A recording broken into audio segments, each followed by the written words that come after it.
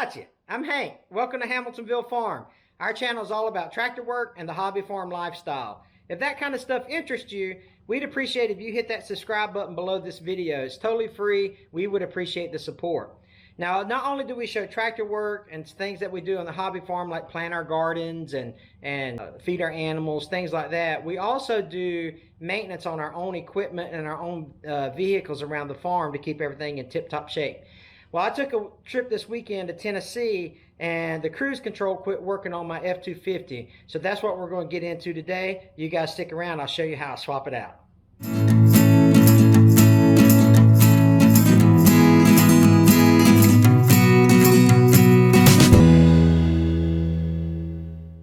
I have a 2010 F250 6.4 liter PowerStroke Diesel. I know it's a 6.4, it's a PowerStroke. And trust me, after $9,300 of engine repairs, I know what you're going to say in the comments below. Shouldn't have got the 6.4. Yes, I'm with you. I shouldn't have. But guess what? I did. So that's the truck we got. Anyway, so let's go ahead and make... I get it. All right. So let's make the repair on the cruise control, because this was only a $17 fix, right? So it's a little better than putting turbos and front covers and rocker arms all in it and whatever else that was done to it. So big maintenance job that we had to do to get this thing running. 254,000 miles. I feel your pain. That's why I'm always asking you to buy stuff off my Amazon link, because I'm dumping all this money in the 6.4. So I'm kidding about that, but you get what I'm saying. Okay, so most of you came to not hear my stories of my 6.4 problems, but most of you come to figure out how to change the cruise cutoff control switch on your F250. I think this actual switch, it fits like 1840 to 2025 models. I don't know. It fits for every. I mean, Ford didn't make any changes in the designs for a lot of models. So just Google what your model and make is. If your cruise control it doesn't work or it doesn't function, this $15 fix is probably the thing that's going to solve your problems. If it isn't that, there's some other options, but you can Google those as well. Okay, so we're on the driver's side of the truck, right? This is the left side of the truck. And just inside the fender here, you have your master cylinder. And this little part, and I'll put the part number in the description below, but this little part is what you're going to be swapping out. All right, this is just the protective cap that you're going to screw into the master cylinder here in a second. But I'll put the part number below. You can order it off my Amazon link if this is indeed the part you have. This part that's covered, again, this is the part that's going to go in the master cylinder. I'll put the protective casing back on it. And this is the part that you plug your wiring harness into. And so it's right up here underneath your master cylinder. What you're going to have in your 2010 model, 2008 through 2010, probably similar in other year models, you have your one of your batteries, and then you have your coolant tank, and then you have your master cylinder right against the firewall here on the left side of the engine. So let's go ahead. Let me show you where it's at, and let's start taking it off. You're going to need a 7/8 wrench, and what you need is a claw foot. Different people call them different things. You're going to need one of these doohickeys. All right, so one of these pieces that come off, and you just put on an extension bar. It's a 7/8. That's what you're going to be using. All right, let's get started with the repair here. As I stated, this is the left side where we're going to start the working process. Again, your battery, your coolant tank, and your master cylinder. And underneath there, you can see the cruise control shut off circuit valve thingy majiggy. Alright, it's this piece under here. So what you got to do is, you can see underneath there that there's a black wire that needs to be disconnected. So we'll go ahead and do that first, and I'll show you what it looks like after it's disconnected. Alright, good thing about this is you don't need any tape or anything like that. You don't have to bleed your system. You don't have to bleed your system again if that's the case. It breaks loose pretty quick there.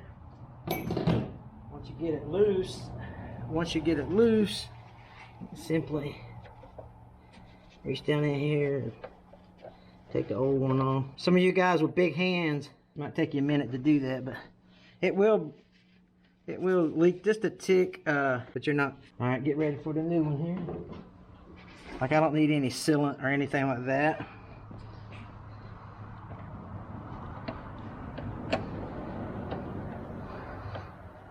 Careful not to cross thread it. Put it in there pretty easy with your hands there. Alright.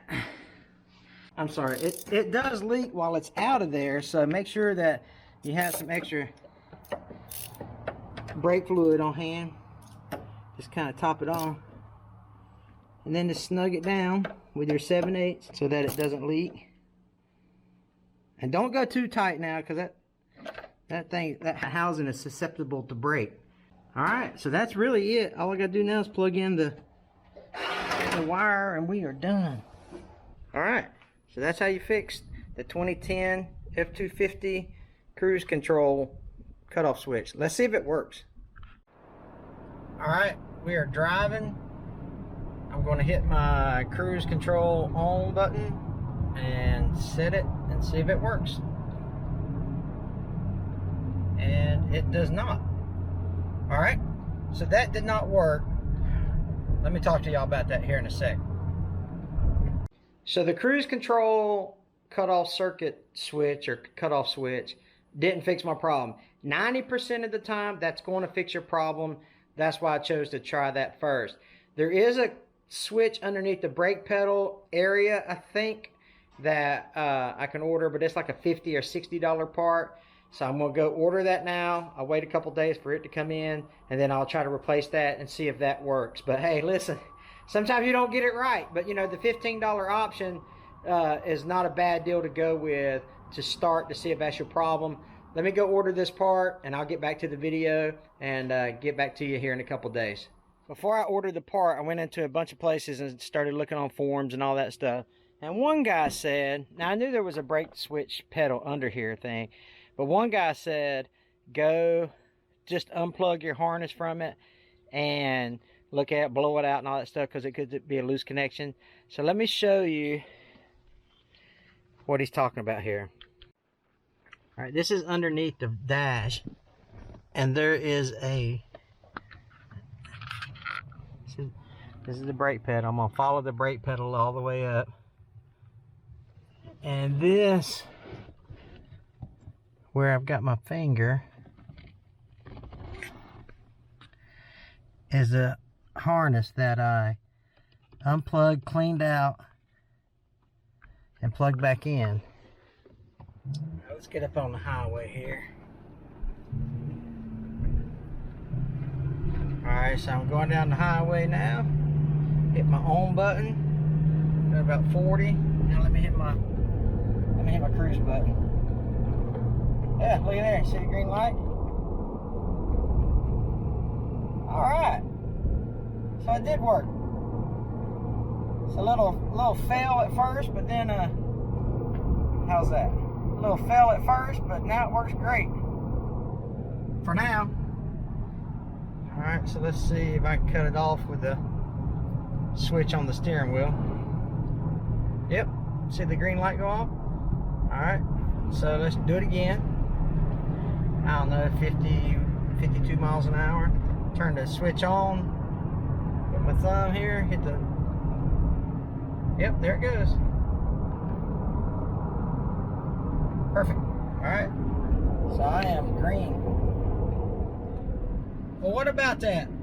You know, we put the new part on, took it down the road, it didn't work, and then we added this, you know, I went in there, done a little more research, and found a guy that says just unplug it, clean it, and plug it back in. So I think maybe some wires are rubbing together, maybe it's just a loose connection, who knows. But hey, it works now. So if it's a permanent fix, you know, time will tell, but for right now, it looks like we at least got it going just for a little bit. So anyway, hey, listen, I appreciate you guys tagging along. Sometimes we get it wrong the first try, so the brake pressure switch may or may not have been replaced, who knows, right? But I mean, that's how it goes. But I'm glad you got to see the whole process. Again, if you want to, 90% of the time that brake pressure switch is going to work. If not, but if you want to check your wire and harness first, because that was free, go underneath your brake pedal. It's the only connector wire on your brake pedal. It's on the actual pedal itself. So check that first, clean it, try that out. And if that doesn't work, try the brake pressure switch that I replaced early in the video. Okay, hey, thanks a lot for watching. Tell your friends about us. As always, that little barn's gonna pop up over here.